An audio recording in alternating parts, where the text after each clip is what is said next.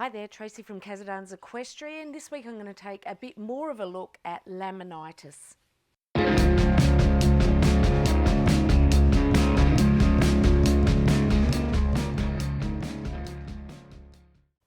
Laminitis is a really serious condition. It's the second biggest killer of horses after colic.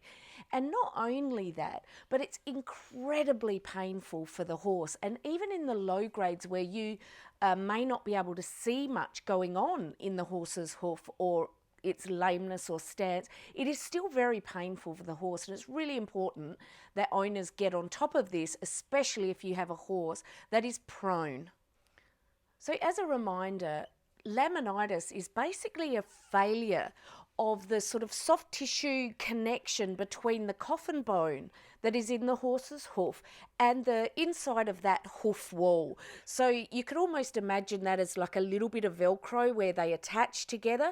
Once that attachment fails, the coffin bone actually starts to move within the hoof and come down at a different angle. And as it separates from that wall, it can even penetrate the sole.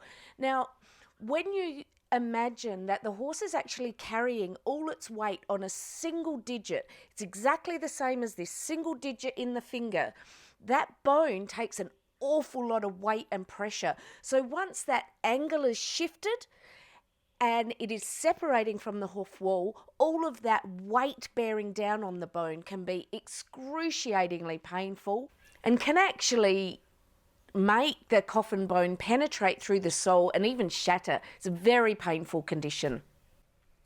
Laminitis can be caused from a number of things actually, from stress, perhaps a lameness, a non-bearing lameness in one leg can often cause a stress laminitis in the other side, colic, horse breaks into a feed bin and gets an overload once of carbohydrates.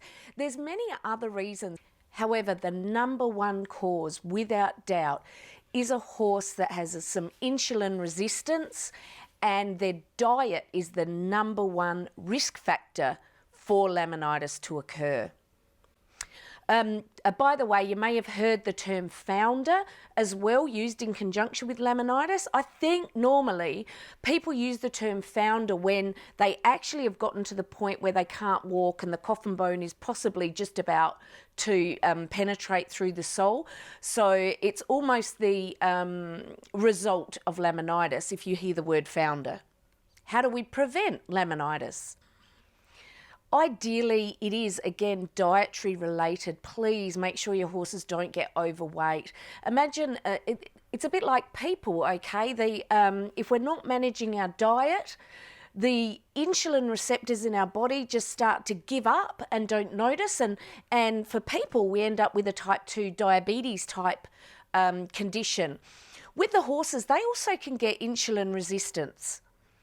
And it's this, and then an overload or too much sugar in that horse's diet that will cause laminitis. So number one prevention is diet. Any horse that is prone to laminitis, and in fact, some people could argue any horse, except the ones that are in very high level competition sport, can do with a diet that's very low glycemic index or low GI foods, much like people do much better on those as well. So low GI foods, low sugars. An example of low sugar food is sugar beet pulp. And hay can be low in sugar, but the only way to know for sure whether your hay is low in sugar is to have it tested. So another way to deal with the hay component of your horse's feed is to soak that hay for perhaps 2 hours before you feed it to the horse. In fact, it's an interesting exercise if you've never done it before, because if you soak the hay in a big bucket and pull it out, you'll see the water is brown and almost smells very syrupy and sugary.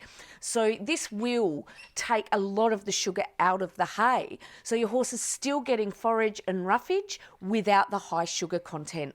Obviously, just one type of hay and a tiny bit of hard feed isn't going to meet the nutritional requirements of your horse. So to add into that, you normally need to add a vitamin mineral mix depending on where you're located and what are the other feeds that you're feeding your horse. There are some great produced pellets that are low GI, but again, if your horse is actually having an episode, I would remove anything like that. But if it's just a horse you're managing his diet and energy from, some of these low GI foods can be quite useful.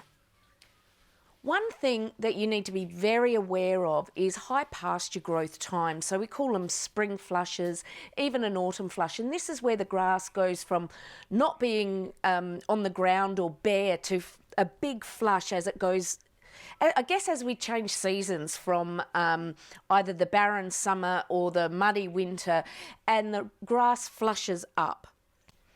Grass is very high in sugar as it's growing at this rate because it's actually producing sugar for its own energy for growth. So a couple of the super dangerous times for a horse is in spring. After a frost, the grass tries very hard to grow. So we'll accumulate a lot of sugar in even very short grasses.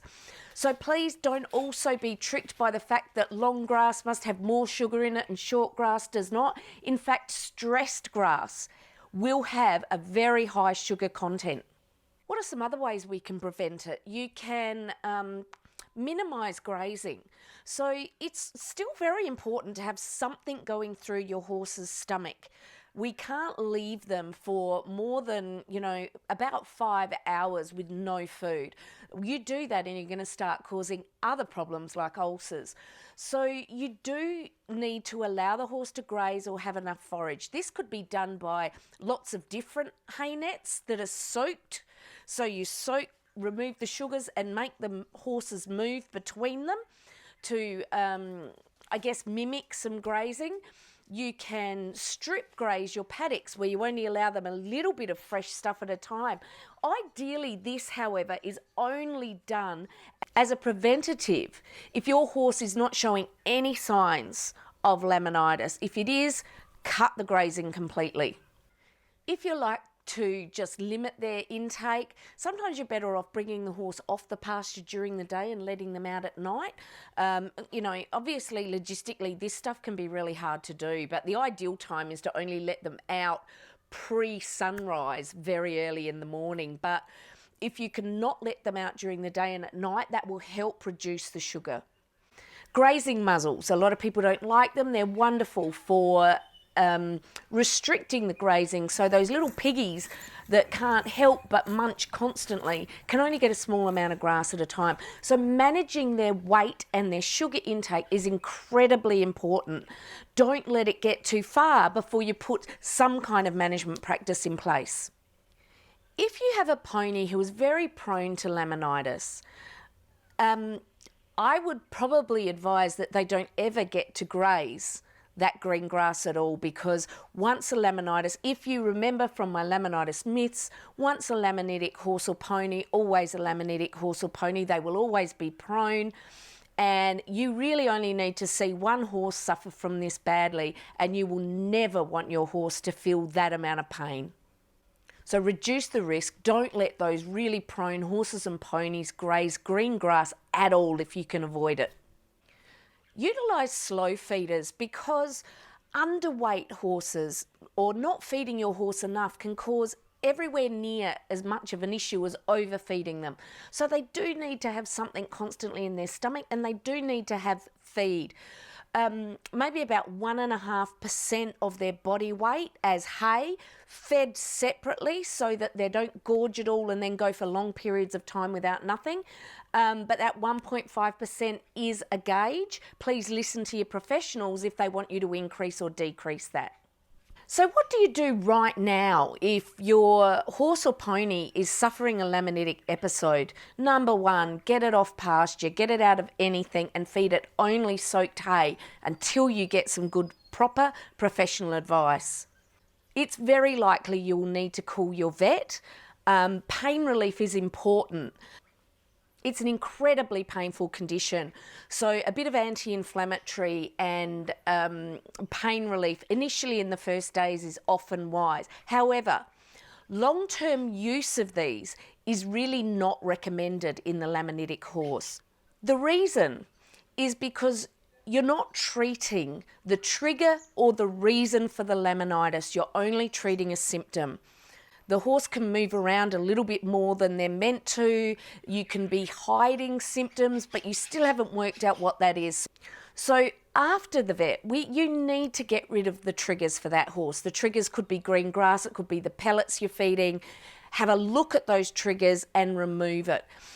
I will again repeat the links below on a Facebook group called the Laminitis Crisis Support Group, and also the Equine Cushing's and Insulin Resistance Group.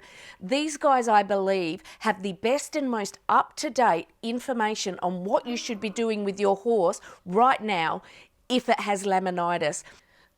Ideally, before these times of the year where the grass flushes, let's prevent it. Let's prevent our horses feeling this pain. Let's prevent them getting overloaded with sugar. And you know what else? Work them. It's a bit like people. Insulin resistance can actually be helped by regular exercise. So exercising your horse, obviously not when it's in a lot of pain, but exercising your horse can really help to manage their insulin resistance problem. I hope this has been helpful. Don't forget to share it around, subscribe to my channel, and make sure you click like on the video and add any comments you like, and I'll see you next week.